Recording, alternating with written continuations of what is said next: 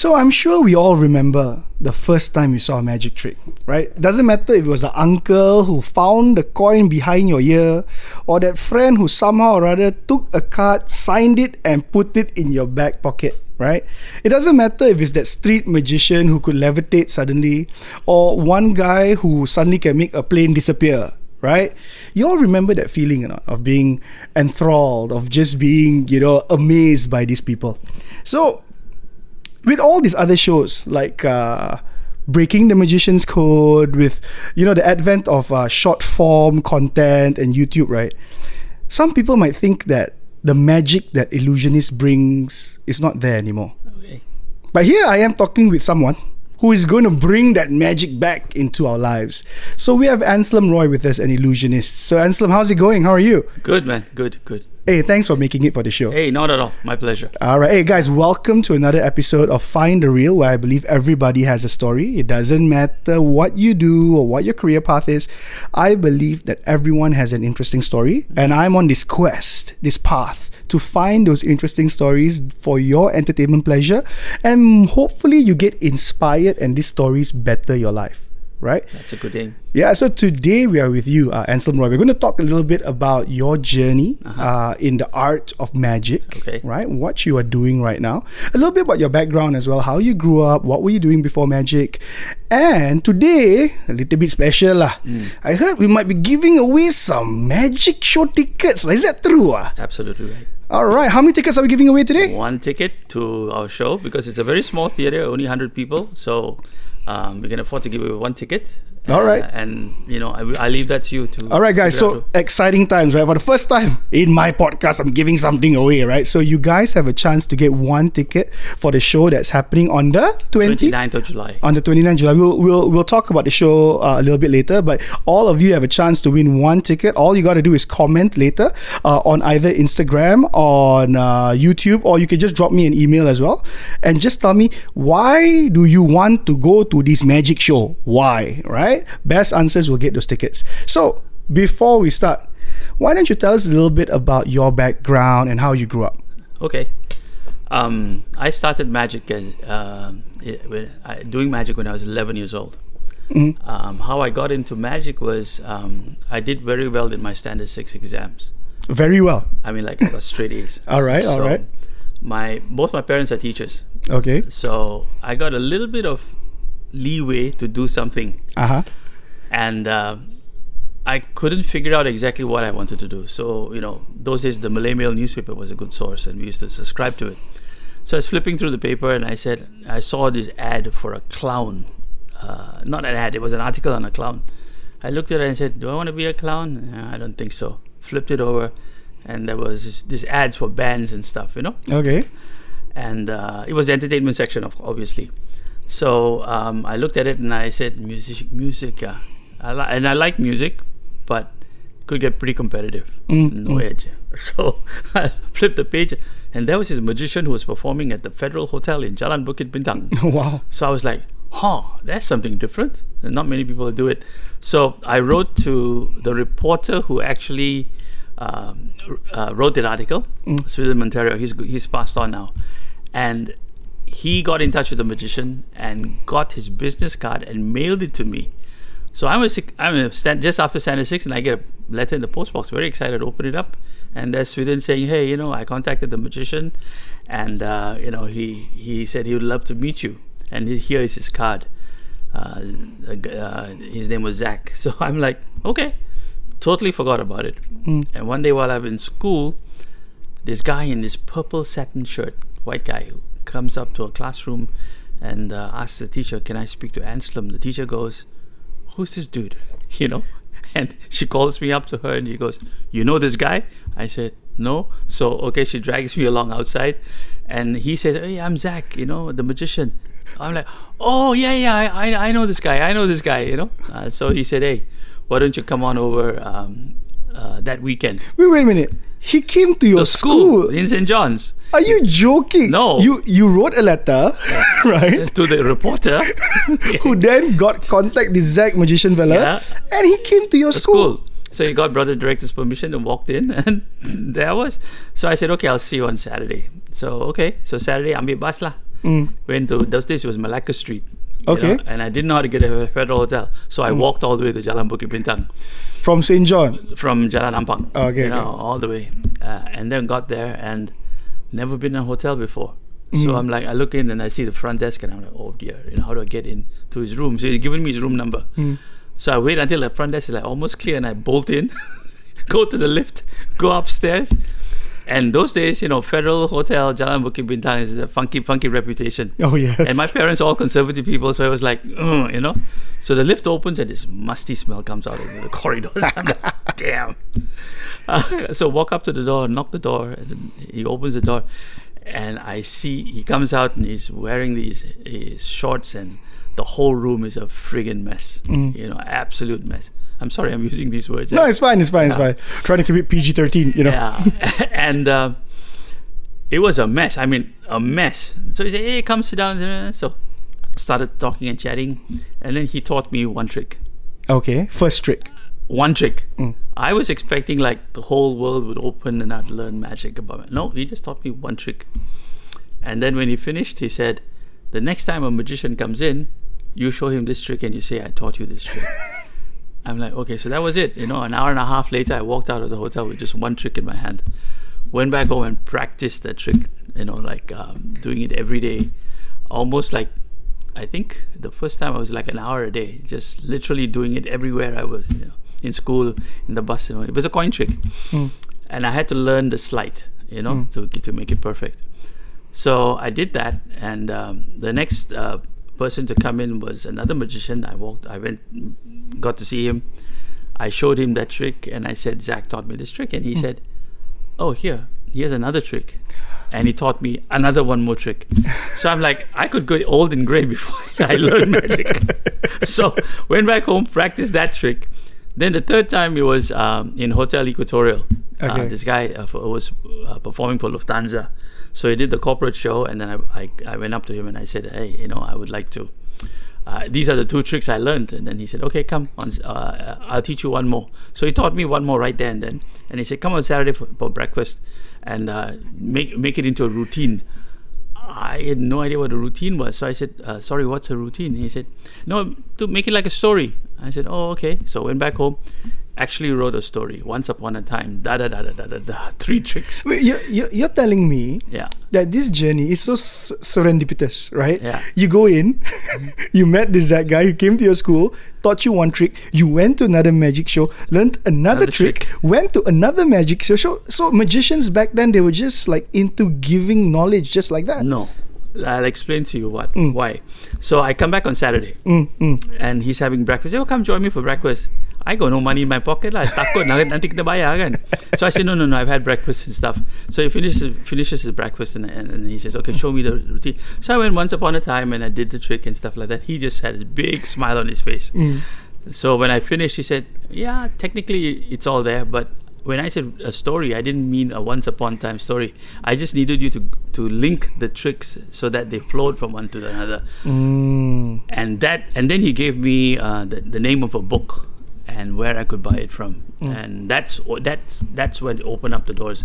Now the reason this was done then, because we didn't have internet, we didn't have video cassettes, nothing.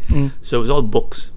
And the reason they do it that way, and even now I think even I do it that way, is that because if I teach you one trick and you go back home and you really practice that trick and you come back, it shows that you're really interested. You're not interested just to I want to learn one trick, go and impress my girlfriend, that kind of stuff. So those who are really interested in magic take the time, the effort and the discipline to go through this process. So I learned that from young, that this is the way it needs to be done. Then when the book arrived, mom lent the money because it was in 15 pounds or something like that, and the shipping got to wait for 3 months. CEC mail, man, I tell you, it just opened up the whole world. And that's how I first started.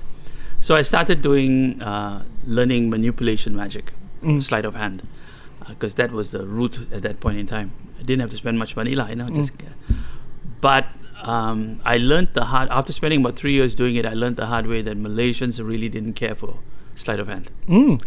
Yeah, I was in. By which time I had gotten to make friends with other magicians and stuff like that. So one of them was performing at the Hilton. So at this point, you're still in high school, right? I am still in secondary school. Yeah. Okay. Form 3. So in high school, you've learned all this. This book has come along. Yeah. It ignited your passion Oh, a yeah. lot more. Have you started shows at this point in your time? Not yet. Oh no. My first show was in Form 2. Was it Form 2? Yeah. Before the book came or after the book came? Oh, way after the book came. Okay. Form 2. It was for a birthday party. Who the brother, as in teacher, they were St. John's, they were brothers. Yeah, so yeah. the brothers, brother Conleth, his friend was having his birthday party for his daughter in next to Raintree Club or one of those houses. Okay. So he came over and by which time RTM had already done some interviews about this kid who was doing magic and stuff. Oh, okay. So this had spread. But where were you doing your magic though prior to this? They came to the school and recorded it, next to the fountain.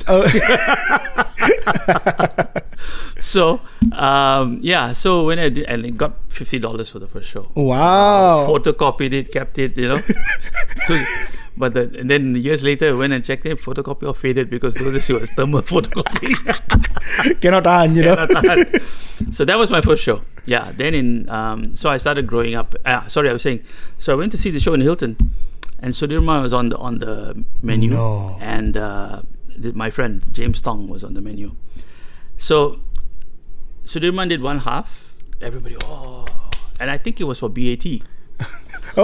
Malaysian Tobacco Company. MTC, yes. MTC. So then James Tong comes up, and he does a brilliant. He's a very good manipulator. Okay. He did a multiplying billiard ball trick. Okay. He at the end of the routine, he had 12 balls like this, right? Nobody cared. They looked at the first ball, second ball, and then it was back to eating the food. Oh, yikes. So then I stood back and I learned a lesson, and that is Malaysians don't care for sleight of hand. I see you can make one ball appear, you can make two balls appear. So big level is no big deal. So when the MC says, James Tong gave a big round of applause, he has a smattering of applause and he goes on. Then Sudirman comes back on and they are right into it as well. So lesson learned. So that day I stopped after 3 years of doing manipulation and sleight of hand. I just waste of time. So I switched to illusions. Okay. So that's when I started building illusions and stuff. So I had my very first big illusion show in 1979 at the Changkat Pavilion, which is right next to the Stadium Negara, which is no more there anyway. It was for Warner Brothers, and we made superheroes appear, 4 of them. Batman, Wonder Woman, Robin, and Spider-Man in the show. So, wow. It's a team of people or just you? Just me. Okay. Just me, yeah. That time I got people all so one man show lah. One man show, and then all my illusions and all. My mom helped me build in the kitchen, that kind of stuff. That is so cute, right? Yeah. It is DIY culture. So needless to say, the family support was definitely there from day one. Not for my dad, my mom. Yeah. Okay. My mom was there. My dad was like, as long as you don't, screw up in your studies, you're okay. So for them, they looked at it as a hobby and not really a career in that sense. Who would want their son to be a career? Indian parents want their son to be. They want doctor, lawyer, either one. And I was like, I loved bio. I'd score in biology. Oh. So I had my head screwed on for medicine and stuff. So when I did my Form 6, I didn't get enough credits. I didn't make the grade to walk into the local universities. Okay. Which really frustrated me. But I got a place for Toronto Medical and I think it was Madras State. But Madras State, you had to pay a lot of under the table money. Yikes. And then Canada, I realized that I would need to fork out $10,000 just cost of living, excluding all that stuff, and my parents couldn't afford it. Being teachers, right? Yeah. So I decided, no, I will continue doing magic and go and work as a clerk and see what happens. How did this news? Yeah. How did you break this to you? I mean, how did their parents? I remember sitting on my mom's sewing machine, looking out the window and going, "All right, got to tell them, man. Got to tell them." So I walked in and they were both there, and I said, I've decided that I'm not going to do medicine anymore. And my dad was like, no expression whatsoever. My mom like, and then what are you going to do? I said, I will work lah. Maybe get a job as a clerk. So bank was a big time. Get a job as a clerk in a bank, you were like set. Even without tertiary education at this point in time. Yeah. Okay. No, I was already Form 6. So, okay. But no tertiary. And my mom said, "What will the neighbors say?" So Asian parent, right? That's the first thing. What would the neighbors say? What would Auntie Velu say? I was ready. They're not going to put rice in my bowl, right? Well said, lah, Chief. Prepare, boy. Prepare. Well done, lah. So anyway, so then I started work. Then 8 came the 8 most horrible months of my life. No work. No work at all. I used to write 3 letters of application every day, and nothing. I had people. I had a 1 for GP, and I had pretty good grades except for math and stuff. NST wouldn't hire me because of I have to hire this particular person for proofreader. He blatantly said, you're the most qualified for the job, but I can't give you the job. Ayo. So like that lah. It went round. Finally, ended up going to work for Esso and the oil rigs for 3 months and all of that stuff. Then came back and. Oh, you worked offshore? Oh yeah, 3 months. What were you doing in offshore? Engine room. So it's physical hard work. It was crazy work lah.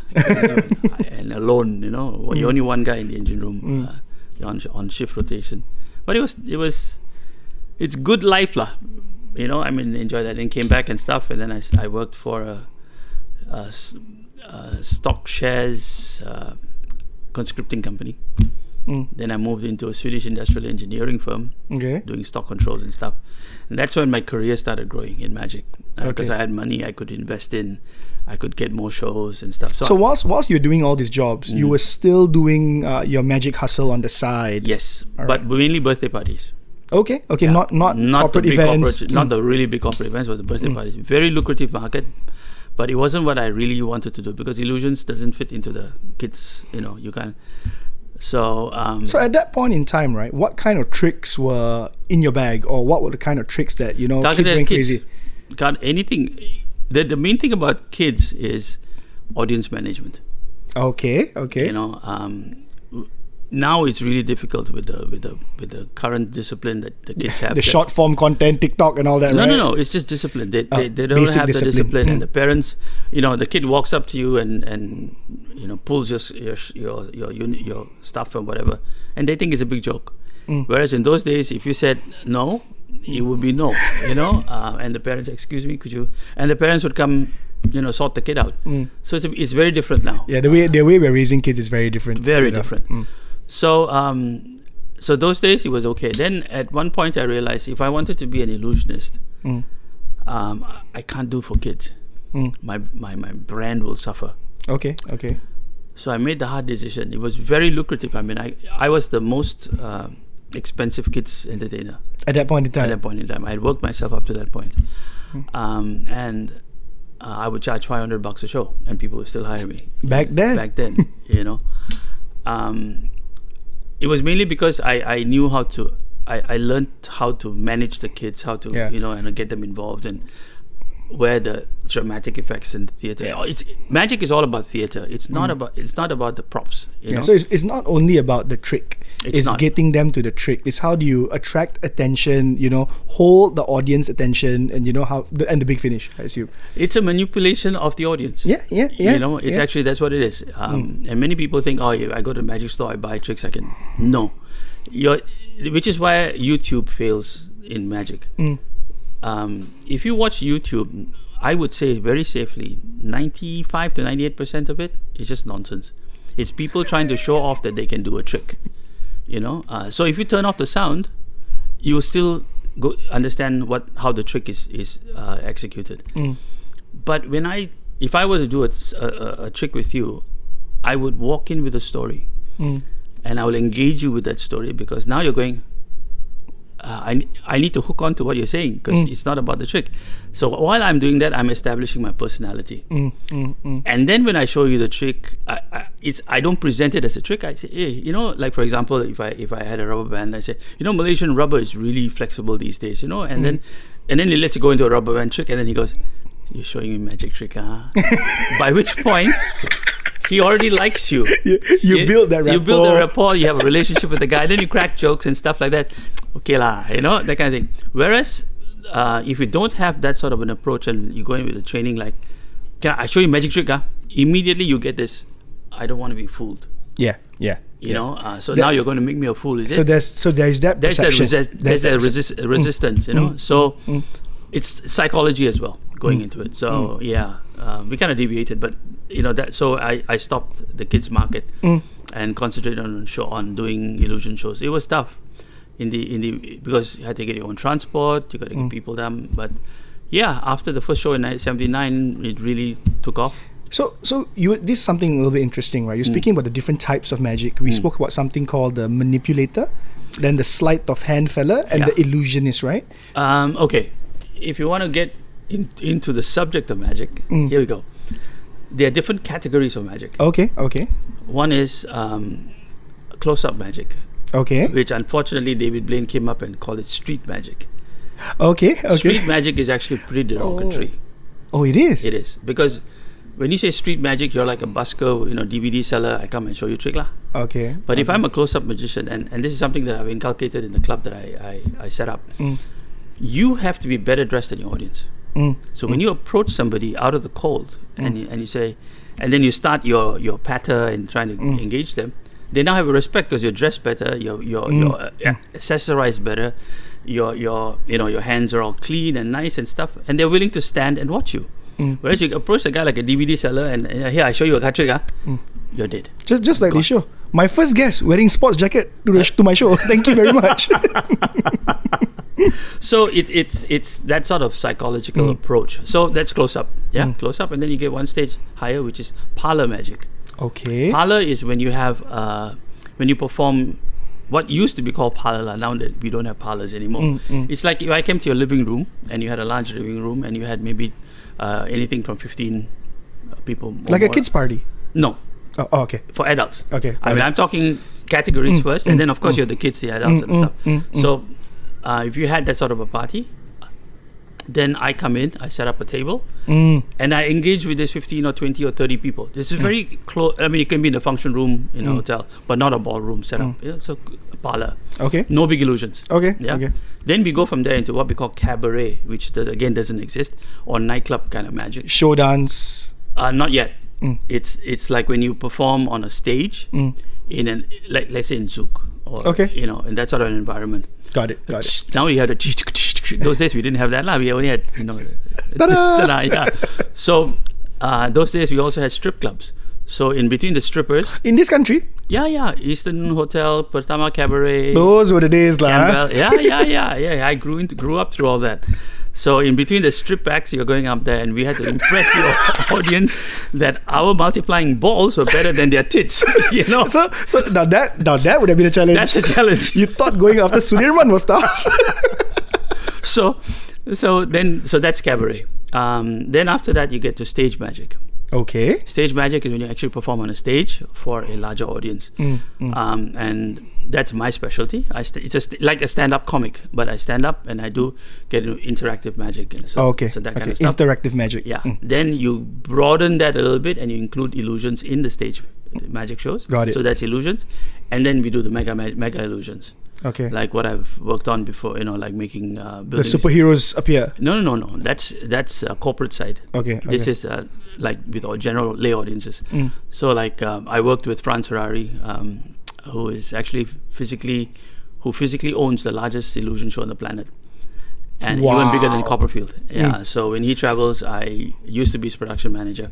Well, that's awesome, dude. Yeah. So we worked on projects like making the London Bridge disappear, the Sphinx in Egypt disappear, a Russian space shuttle, and all that kind of crazy stuff. Okay. So that's in the mega illusion side, like David Copperfield and his making the plane disappear. Everyone remembers that, right? Or the Statue of Liberty, that sort of stuff. So that's in the mega illusion area. Okay.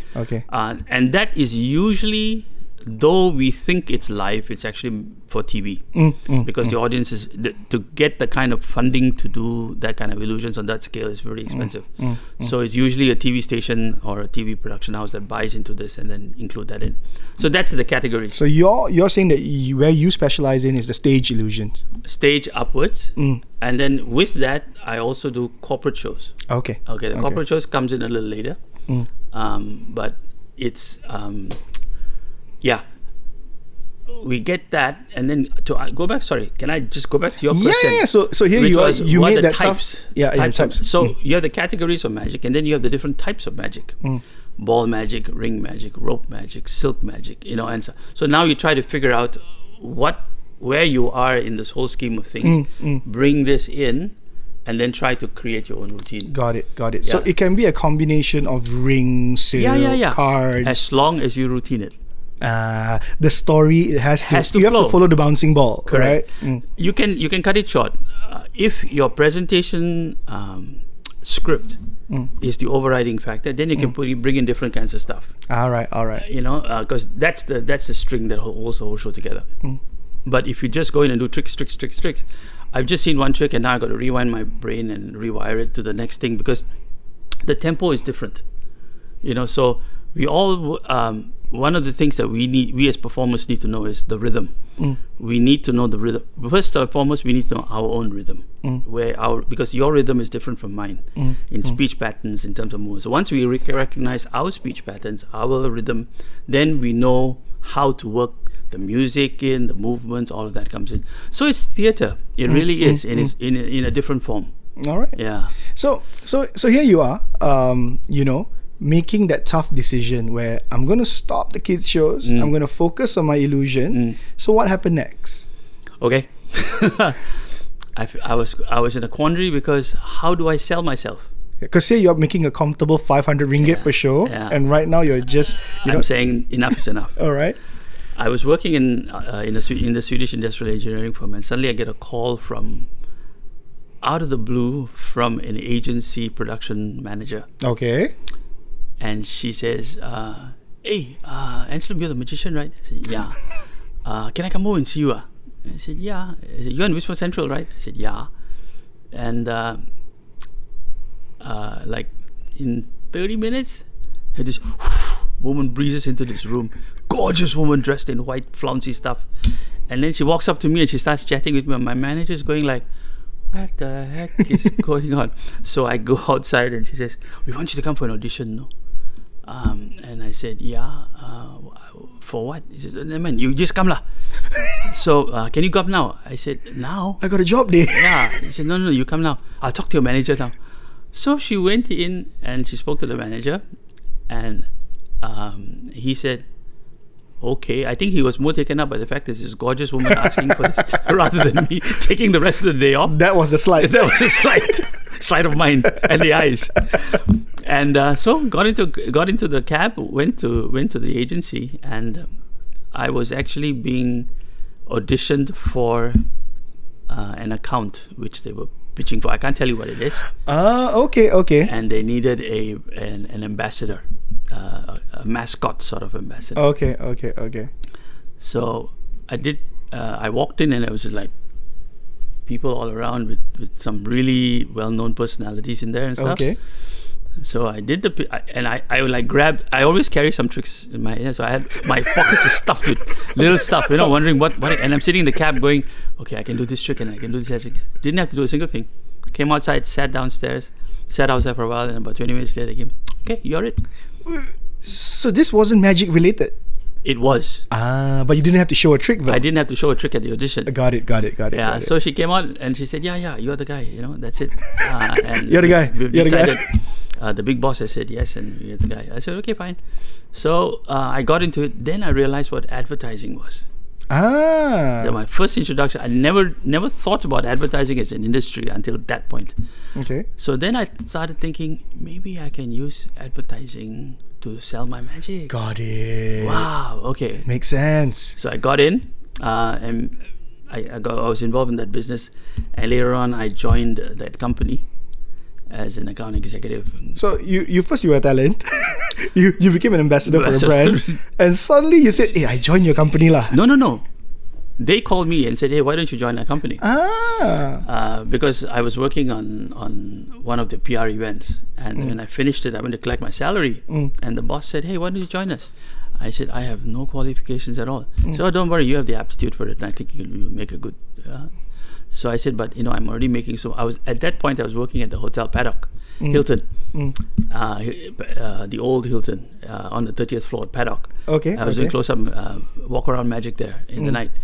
And I said, "Look, I'm already earning X amount of dollars, and if I come in here, I can."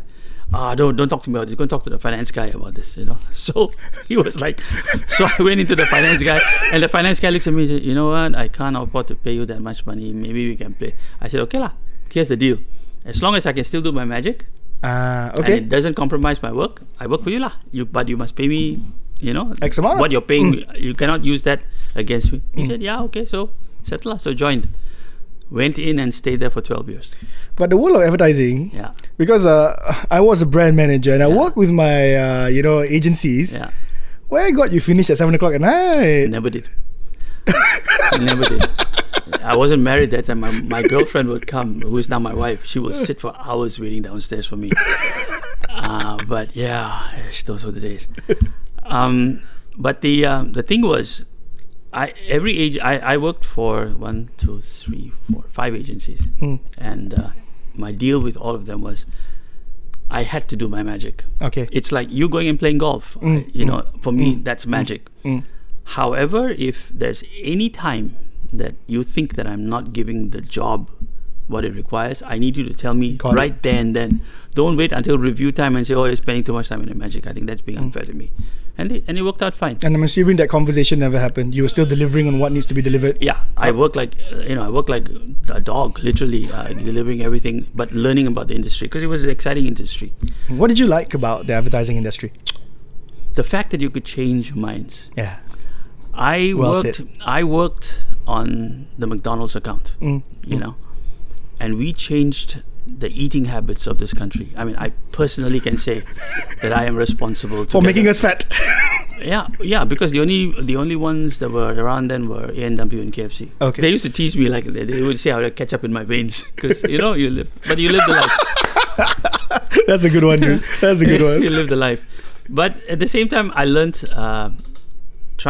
applying the magic principles, the ad principles in magic. So now this is where it gets interesting. So what happened was when they had product launches, I would pitch to the account and I would say, "Look, I can make this." See, there are only 2 ways to launch a product. You either unveil it or you make it appear. There's no other way.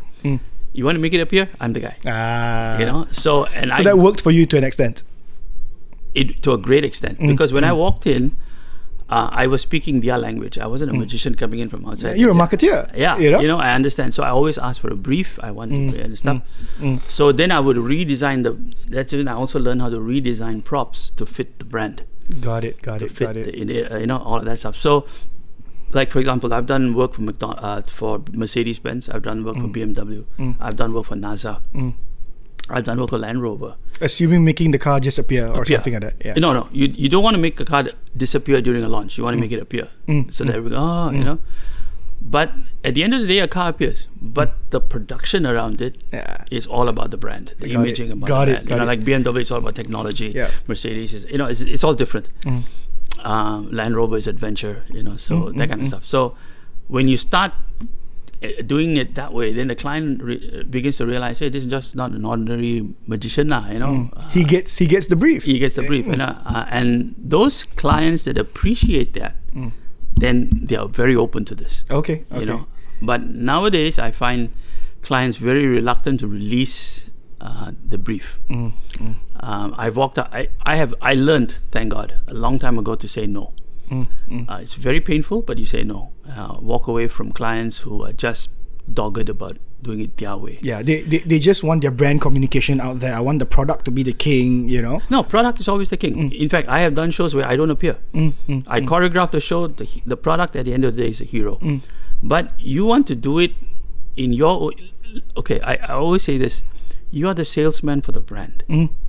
You're good at selling the brand. Great. Now let me launch the brand. Yeah. Yeah. You know, Leave that to you. Yeah, leave that because I know what works, and and they don't trust us because also because of our own industry. There are people that have gone in there and just tried to emulate what I've done and done it wrongly, and therefore it doesn't work. So at this juncture in your life, right? You're mentioning you're doing the close-up magician shows, right? That was finished. No more already. So that means now you're already focused onto illusions and corporate. So this is where you found your stride, right?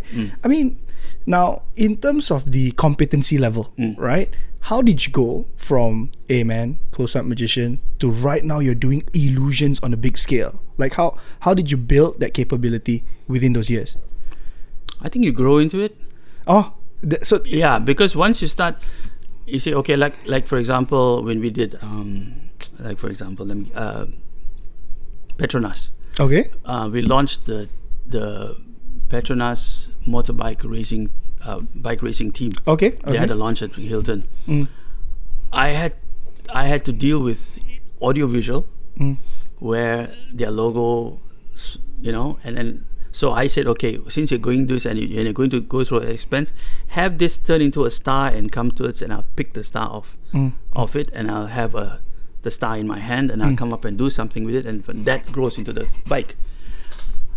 Now this is close up, I mean, in its purest form. Yeah. So I had to now marry both. So you don't really give it up, but you kind of look for ways in which your previous skills can be married into. Got it.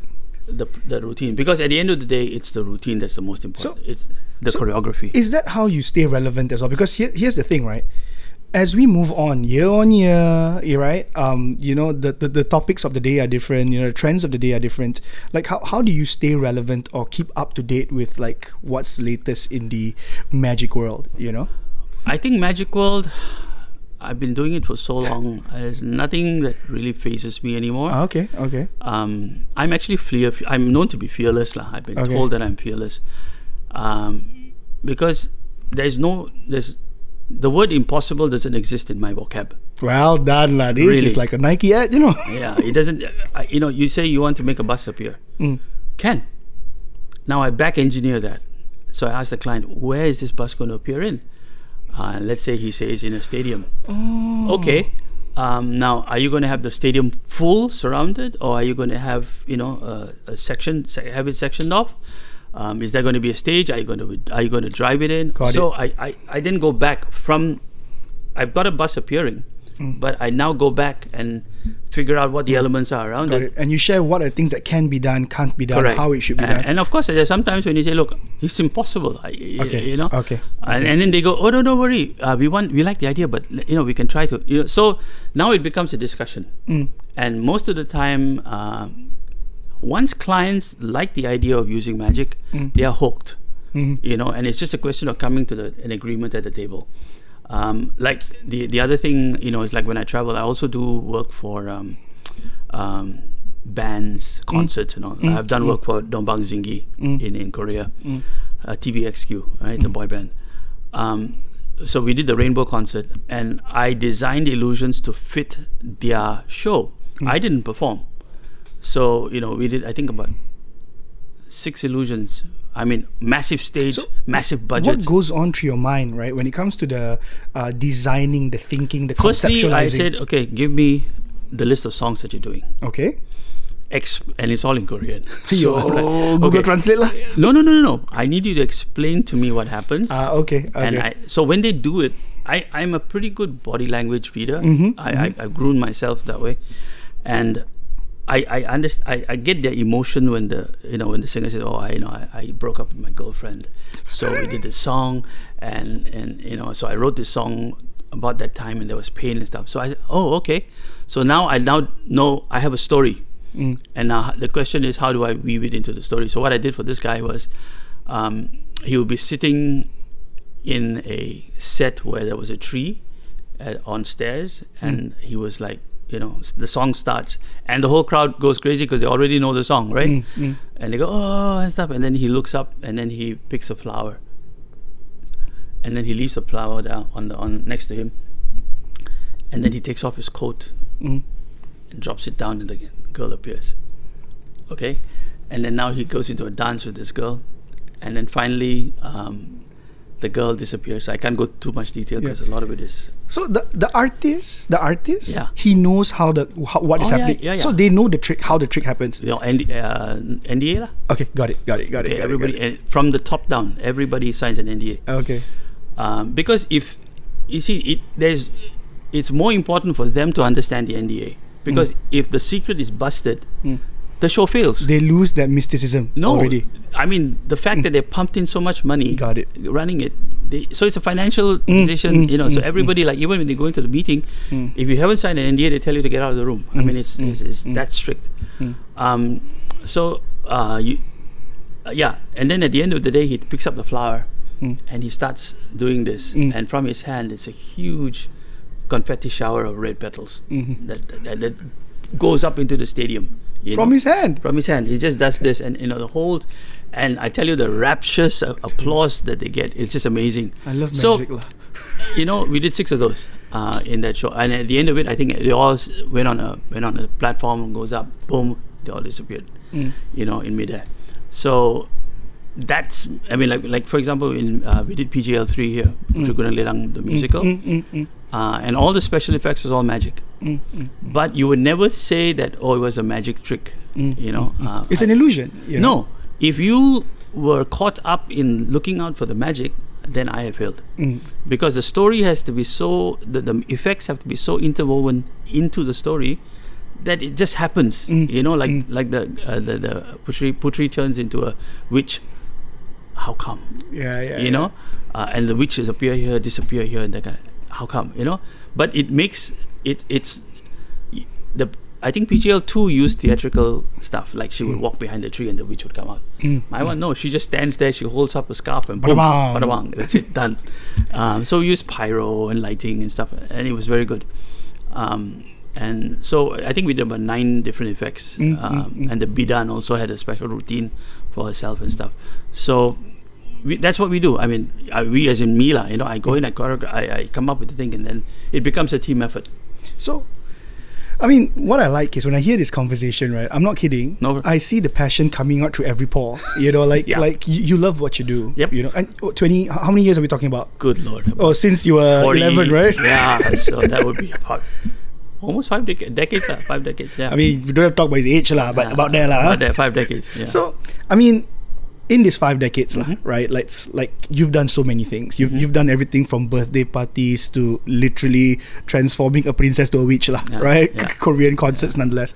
What stands out the most as like one of the key memories or your biggest achievement you feel in field of magic or illusions? If you can have one thing, No, it's very difficult because they all have different objectives. Okay. And at the end of the day, when I walk away from a show, I need to know that the audience felt what I wanted to deliver. Okay, this is being sounds egotistical, but it's not. They feel the story stronger than if they had just witnessed a regular theatrical play, for example. Like when I do product launches, I always get into trouble with the agency because the agencies go, "Oh no, we need to see the effect, no, because we need to approve it." I said, "No, you already know." Yeah, if you see the effect, you lose it, so correct. So I said, and there's one particular one. In fact, at the one that I mentioned earlier, the Petronas. Oh no, my CEO must see. I basically said no. He can come in. I'll show him the start. We'll play all the music. I'll explain the effect, and then go away. Because when it actually happens, I want him to go, "You saw or not?" rather than him going there, "Hey, watch out, the next thing." Clear. And then clear. So you don't want to lose that. So it's very magic is all about that moment of wonder. Yeah. To recreate that. When maybe it's the first time you saw your father in a TV set, and you're like, that's a moment of magic. Got it. So it's that moment of wonder. We want to bring it back, and then your logical mind kicks in, and you go, "How?" It's just like the card that ended up in the back pocket until today. How did he do it? So it's I think to me the audience is paramount. Got it. Absolutely So it's paramount. all about serving the audience, Yeah. giving them that moment of wonder. So it doesn't matter what show you're doing. It doesn't matter the show, it doesn't matter the that. client, it doesn't Got matter it. the brand, anything, to me, All right. personally. Though I'm working with the brand and I know I need to make the brand the hero, but at the end of the day, if the audience is, like for example, when we did Pampers, when we launched new Pampers, Your Pampers also got a day. yeah, those days, Ultra Pampers, right? I took a large jug and I poured in, this was at the trade show, I poured in all that stuff into the diaper. And after the show, during question and answer, one of the guys said, "You mean to say the diaper can take so much liquid?" You know, and they said, and the brand manager goes, no, that was just a show lah. You know? So the fact that he actually believed that whole thing was like, good for me lah. I did my job. I did my job lah. You know, it stuck in his head. So it was good, yeah. So that sort of stuff. So at the end of the day, it's the audience takeaway. All right. So The memorability. So segues to the next thing. Speaking of audience, right? I mean, there's something happening on the 29th, your show, Yes. right? And now that's something where I want to live with a moment. I want to leave the hall with a moment of magic and wonder lah. Okay. So tell us a little bit about this show that's happening on the 29th. Okay. Because of my history, everybody thinks it's going to be a grand illusion show. It is not. That's why in the advertising it says it's a new format. Okay. Yeah. I have scaled down the shows. All right. I want to do effects, stand-up effects. There will be a few illusions in the show, yeah, but stand-up effects, and the focus is more on me, the presentation, the script, the jokes, the laughter, the interaction with the audience. Okay. So it's actually a fun show. And you walk away, yeah, fun, but it was magic as well, Bo. And you will still go, how? That's good lah, you know. But the fact that you sat there and you enjoyed yourself for 45 or so minutes, that's what I want. Okay. So it's now trying to work towards that and trying to polish up the show, writing the script. I'm still struggling with the routining of the show. Yeah. The show is happening soon, you know. I know. This morning I was going like, I was asking my wife, where do we stick this one? She said in the middle. I said, yeah, it doesn't fit. You know, but I know the tricks that I'm going to do. Okay. It's just the storyboarding of it. I'm trying to, because it needs to flow. Yeah. You know, like I did a show recently, and I'm a great believer of the energy chart. Okay. Even your introduction by the MC is important, which is why I don't most of the time. You MC yourself or what? No. I give the guy a script and I say, you goreng lah one story about the next Thursday. Don't mention my name and don't say magic show. Okay. Now the way I said magic show is what Malaysians will say. Magic show. Magic show immediately means, moso lah. You know? That's not what I do, you know. So I be very careful about this because I've been introduced in the weirdest ways.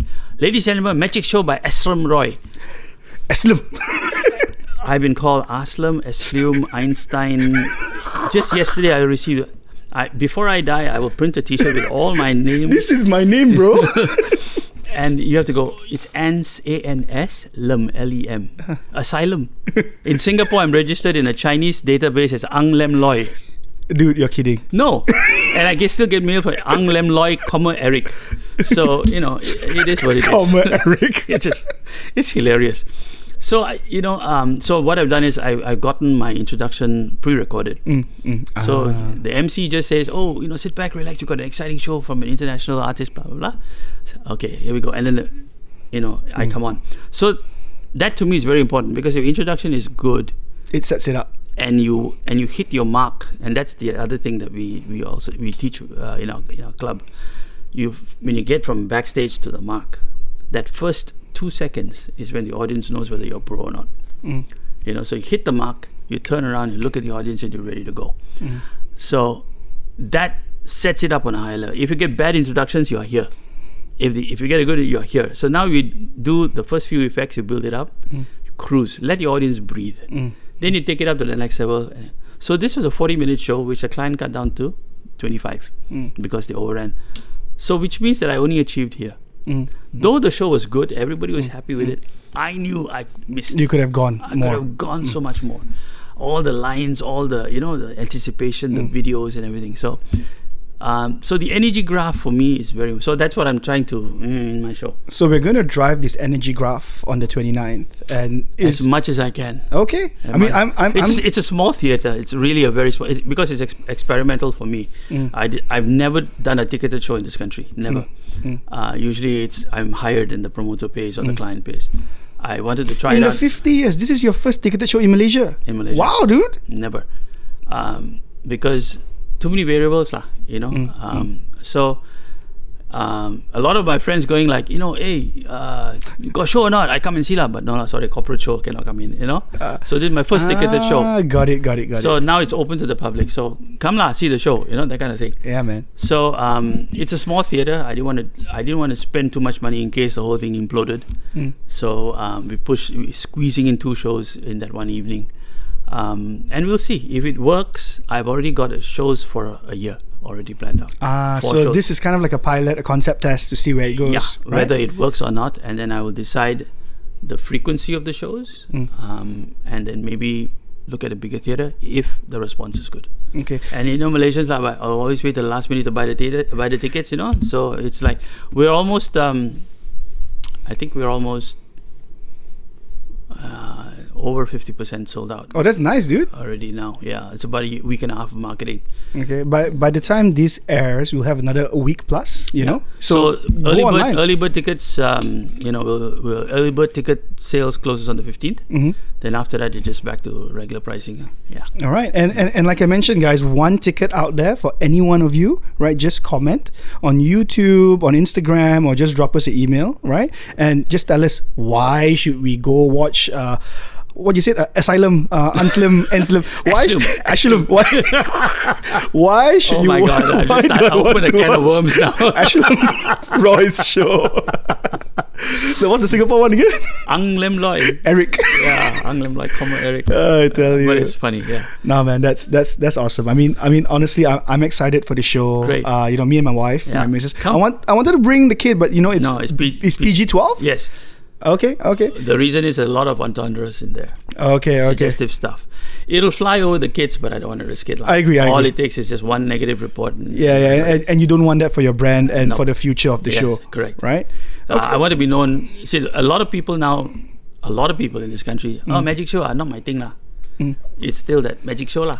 You know, they don't realize it's adult entertainment. Yeah, it is. Yeah, and here's the thing, you know, I started the show by, you know, talking about the fact that is the mysticism of magic gone? I mean, with people watching YouTube with short form content, right? Like, is that mysticism gone? No. So here's the thing, right? Imagine someone watching out there right now, you know, 11 years old from St. John, you know, want to send you a letter. Like, what advice would you give a budding illusionist or musician out there who wants to start the musician? I don't know, magician. Yeah, that's what I meant. Well done. A budding illusionist or magician. Yeah, what advice would you give him or her? I think you need to be dedicated. You need to have the discipline. I used to do classes for children. Oh, okay, that's cool. Yeah, I have a club it's called the Magic Annex. But I always say that you need to be at least 12 years old and above to be able to appreciate magic. If you're too young, you have no concept of magic, because you could take a coin, put it in his hand, make it disappear. They will still look at this hand because this is where the coin was. They haven't put the link together. But we adults have you know, we've grown up to understand the way move works, the way the hand moves and all that. So we assume that the coin is there. Until you open the coin, I'll still be looking at the hand. When you open empty, now I'm looking at this hand. Too late already. Okay, the coin gone. So when you're too young, they say, "Oh no, my child is very intelligent." All us parents say the same thing. Correct. But to be able to see, to me, magic is the best hobby in the world. Really. Okay. Why?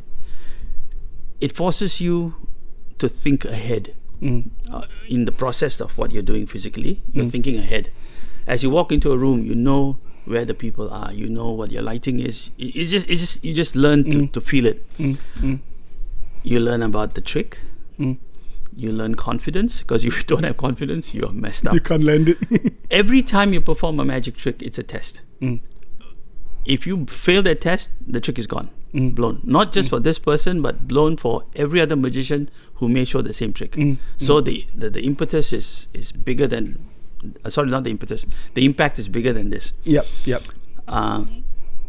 Then you want to do rhyme. You want rhythm. You need to know rhythm. You need to know timing. You need to know stage presence. You need to know how your body moves. How to use your body as part of the misdirection. Because for us, the five senses are what we play with. You know, it's how we manipulate the five senses to give you the misdirection that you need. So you learn all, and in public speaking. Yeah. All of that stuff, you know. So the kid develops really, really, really well-rounded. And then you need to learn arts and craft, build your own props, so this, that, yeah. Then you need to know about lighting, you need to know about clothes, you need to, all of that stuff. Yeah. Which other hobby gives you that? Yeah. You know, so to me, I'm biased, but magic is. I mean, like even when you say you're playing music, if you miss a note, it's okay. But you can't do that with magic, dude. You cannot. It's gone. Finished. Bye bye. If you miss the rabbit in the head, alamak. And that's it. You're done. So yeah. How do we get there? You're talking about. No, we're talking about the advice that you want to give to these young kids. I would say number one, you need to be serious about the interest. Okay, serious. Yeah.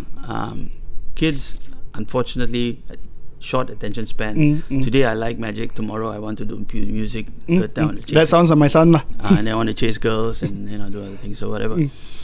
And I always ask those who are in the appropriate age, why do you want to do magic? If I don't hear the word, I want to entertain people. I want to make people happy. So that should be your motivator if you want to do it. Yeah, because at the end of the day, if your audience likes it, you're on the home stretch, man. You're done, dude. Yeah, and it doesn't have to be anything. If you're an entertainer, that's what you need. I was telling you about, when people give you their lives, the time, if they can spend that X number of minutes watching you, they're giving you their life. They cannot get it back, and you need to respect that. Agree. Yeah. So, best advice: you need to be committed. Then, of course, there's discipline, practice. There are 3 rules in magic: practice some more, and then practice again. The 4th one is perfectly practiced. I got it. Yeah, so practice perfectly. So because if you practice the wrong way, your muscle memory goes haywire. Yeah, so you got to do it for the right reasons. You got to be disciplined, and more importantly, practice. Yeah. The right way. The right way. Yeah. So we're talking about manipulating my 5 senses, lah, right? Correct. So is there any way in this show right now you're going to manipulate any of my senses? No manipulation of senses, but I brought a little trick that I can share with you. This one is real, This is real. Okay, so 5 pieces of paper which I borrowed from him. Yeah, it's from me, It's from me. It's from me. It's not gapped. So I'm just going to write something here. Okay, and I'm not going to show you what it is. Okay, and I'm going to fold it, and I'm going to place it right here. We'll not touch it again. Okay, cool. Okay. Cool. So we have 4 pieces of paper here. Okay. I want you to give me any simple shape. Any simple shape. Go ahead. Okay, circle. A circle. Okay, that's one. Okay. That's Wait, hold on. I'm going to crumple that up. Okay. Okay, a circle. Square. A square. And we haven't set this up, right? No. Yeah. I just want to make sure that everybody understands we need to set it up. I didn't buy him teh tarik. Okay, this one. Triangle. Triangle.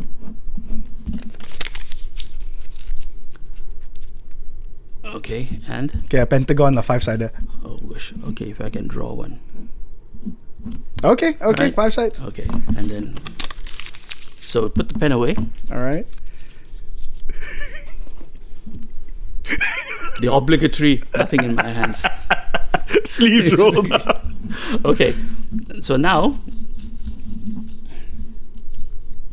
do you know which one is where? Of these 4? Oh, I just messed it up. Yeah, right? I wouldn't really know. Okay, take 2 fingers. Okay. And hover it over any 2 of these. Okay, so we'll remove this and remove. I won't put it here. I'll put it over here. Okay. Okay. Now, take your hands away. Take 1, put it in my hand, and whichever one. It's up to you. Okay. You can change your mind. Okay. You want to remove this, and that's the last one that he wants, right? Okay. Let's recap. Now, before we started, I wrote something on the piece of paper. Okay. Before we started, right? Okay. You had no clue where we were going with this. Okay. And then I said, hey, give me some simple shapes. Free choice, right? Yes, I could have chose anything. You could have chosen anything in the world. You chose. And we wrote it down, and then you eliminated these one by one. I did. You did? Free choice. Your choice. In fact, last minute he Yeah. I did that, flippant. Open this and see what is inside. You're kidding me, right? No, just open it. See what's inside. You are kidding me. This thing can go wrong. Okay. Okay, it's a triangle. It's a triangle. Go ahead. No. I'm not even going to touch it. No. You pick it up. And Okay, it's a triangle, huh? Okay. Don't do this to me, bro. I hope it works. You're kidding me, bro. This is manipulating your senses. So I just couldn't one con job lah. No, but that's pretty awesome. Yeah. I thought it was a simple trick, Yeah. and I didn't expect it to go the way it did. And guys, I changed. I saw he was looking. I changed, and you still got it. You had a choice. Yeah. Yeah. So So, that's what this you is did. how you create basic organic stuff. No props, no nothing. And I like organic stuff, because if you're doing something with a prop that is obviously bought from a magic shop, that's why I don't like card tricks, but I like tricks with cards. A card. Who carries around a deck of cards? Either a magician or a gambler. That's it. You take out a deck of cards, people. This fellow must be skillful. If not, you won't take it out. No? All right, hey, Anslem, thank you so much for You're welcome. making it for the show. Oh, thank you. Yeah, Really I mean, appreciate the time. I really enjoyed learning about your journey and the fact that it's all about entertaining others. Yes. Going from where you were, St. John, all the way to working in an advertising agency and doing your magic hustle on the side. What started as a hustle now is giving you so much of love and passion. And I'm looking forward to the show Unmasked on the 29th. Where? At Seoul City Hub.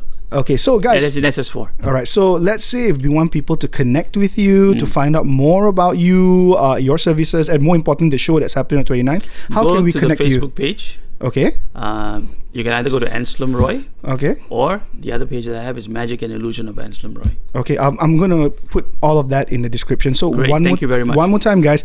You stand a chance to win one free ticket. All you got to do is I write wish a I had more comment. to give away, but it's a small place. It's a start. For all you know, when this show meletup, right? When we're in Stadium Merdeka, he can give more. That's right. I can. Right. I So will. very simple, guys. All you got to do is head over to either the Instagram or YouTube where you're watching this, or even drop me an email at findtherealpodcast@gmail.com. Just tell me, why do you want to watch Anslem Roy's Magician Show Unmasked on the 29th? Yep. Right?